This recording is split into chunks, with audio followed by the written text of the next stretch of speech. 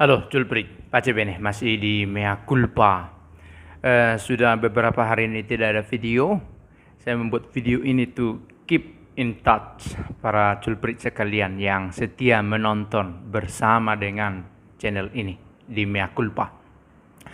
Ada beberapa hal yang saya pikirkan dan saya alami dan baik untuk dibagikan.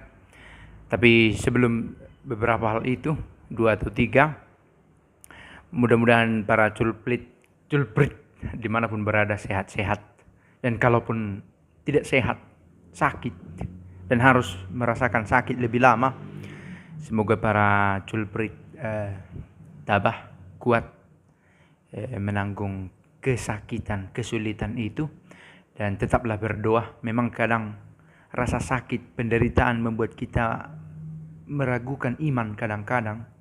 Ada yang mengalami itu. Mudah-mudahan para julprit, kalaupun harus meragukan iman, tidak sampai meninggalkan, tetapi semakin bertumbuh dalam iman, diuji dan semakin kuat. Semoga itu cita-cita harapan kita. Oke, yang pertama soal tahbisan imam. Saya kemarin tahbisan uskup, Saya kemarin ikut di Padang. Syukurlah, akhirnya setelah 1 tahun saya berada di 1,5 tahun saya berada di Keuskupan Padang. Hampir 1,5 tahun. Akhirnya saya pergi ke Padang sendiri, ke katedral. Memang saya katakan saya di Keuskupan Padang, tetapi saya berada di Riau Daratan. Keuskupan Padang sendiri mencakup beberapa provinsi, bukan hanya Padang, Sumatera Barat, tetapi juga Riau. Dan saya pikir ada juga Jambi. Boleh diperiksa kalau salah. Nah, di tahbisan itu dibagikan juga masker untuk dipakai para imam pada waktu pentahbisan. Syukur dapat juga ini. Mau dibuat hadiah, tapi saya sudah pakai. Misericordia Motus adalah logo dari motto dari Bapak Uskup. Motus itu digerakkan, misericordia belas kasih. Digerakkan oleh belas kasih. Kurang lebih bisa kita artikan demikian, dan memang itulah motto dari Bapak Uskup. Tergerak oleh belas kasih, maka tergeraklah ia oleh belas kasih. Bapak Uskup katanya sangat terinspirasi dengan apa yang dilakukan oleh Paus Fransiskus, yang mencoba keluar dari zona-zona nyamannya, mengungkapkan belas kasih sekalipun dikritik bukan orang luar, tetapi bahkan orangnya sendiri, umatnya sendiri, yang memberikan banyak label kepada Paus Fransiskus, tetapi dia tidak bergeming. Dia tetap berkarya begitulah, bergeming. Dia tidak menjadi diam, tetapi tetap maju dengan misericordianya. Sebagaimana Kristus sendiri sering juga dicekal oleh orang-orang dalamnya, orang-orang terdekatnya ketika harus berbuat. Nah, Uskup Vitus Rubianto Solihin berkata bahwa dia terinspirasi atau sehati, seperasaan dengan Bapak Paus dalam menjalankan misi di tengah umat. Besar harapan kita bahwa, dan kita doakan juga bahwa Monsinyur Vitus Rubianto Solihin berkekuatan, bersemangat menjalankan pelayanannya yang tidak gampang sebagai uskup, untuk memimpin, menggembalakan umat di satu keuskupan, di Keuskupan Padang ini. Nah, itu yang menjadi pengalaman dan pemikiran mau saya bagikan. Kebetulan saya dalam perjalanan, sedang tidak di rumah ini, untuk satu pertemuan yang berbicara tentang evangelisasi digital. Begitu saya buat judul pertemuannya, sebuah pertemuan singkat sebenarnya. Tetapi saya mau katakan, sekarang kita punya opsi untuk berwarta, berevangelisasi secara digital. Saya katakan ini opsi. Jangan juga mengatakan kita harus masuk ke dalam. Ya, saya pikir ini opsi yang sangat dianjurkan, tetapi toh entah secara online, entah secara offline, pewartaan akan terus berjalan.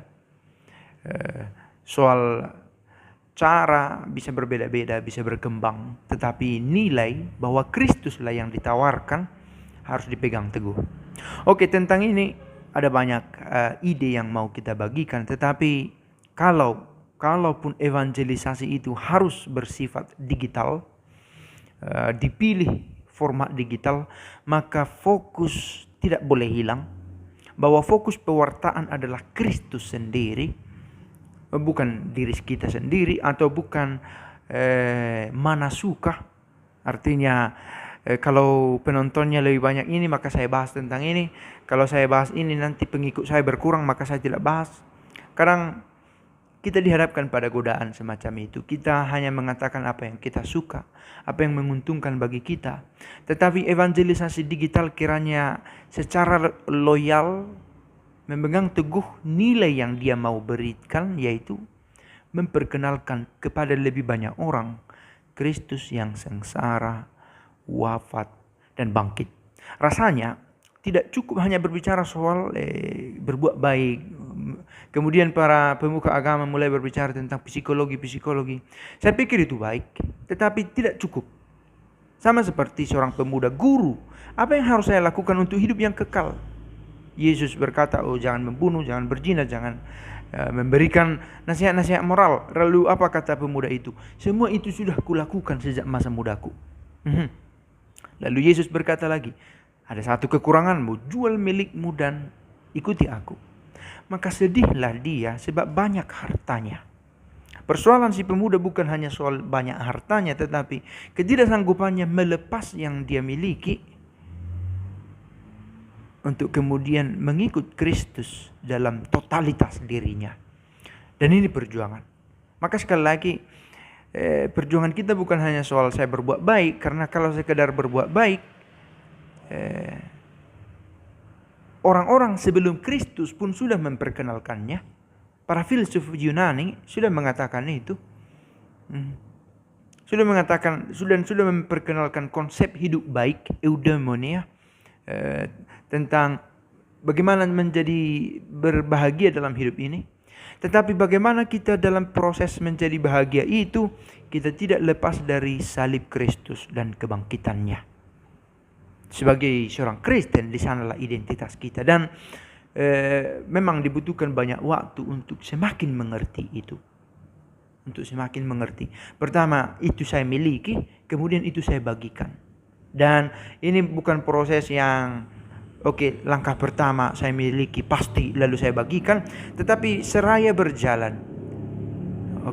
Seraya saya membagikannya, saya semakin menyadari inilah yang saya miliki, inilah kekayaan imanku. Kurang lebih begitu. Mana tahu para culprit mendengar suara-suara kendaraan, begitulah situasi tempatnya sekarang. Mudah-mudahan tidak cukup mengganggu. Itu saya pikir dua hal, pengalaman dan juga teori yang saya mau bagikan. Dan di atas semuanya itu, para culprit, selamat menjalani hidup hari demi hari, saling mengingatkan kita atas segala kekurangan, dan semoga kita semakin yakin bahwa mengikut Yesus tidak akan membuat kita kecewa. Pace bene.